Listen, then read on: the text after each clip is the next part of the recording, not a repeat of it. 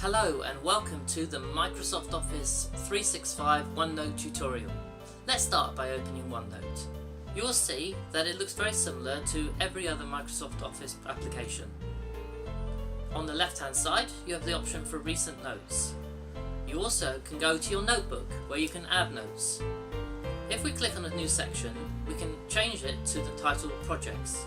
I can add another section, Clients, and another section, Resources. If I go to Projects, I have the option of naming this page, and it also includes the date and time that you created it.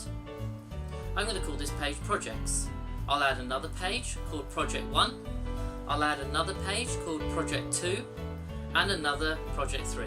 If I go to Clients, you'll see you can't see those pages because they only pertain to the section Projects.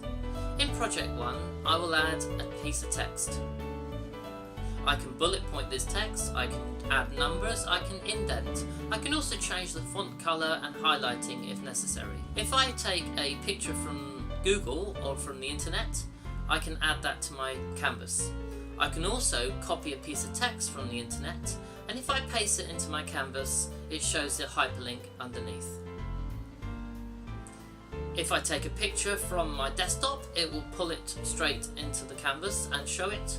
And if I go into a folder, I could select a Word document, an Excel document, a PowerPoint document, or any other document and drag and drop it into my canvas and it creates as a hyperlink. Now I can reorder my canvas.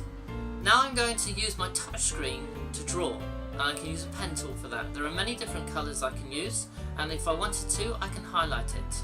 I can add a shape. On this occasion, I'm going to choose an arrow. If I then close it and then reopen OneNote, it carries on exactly as before.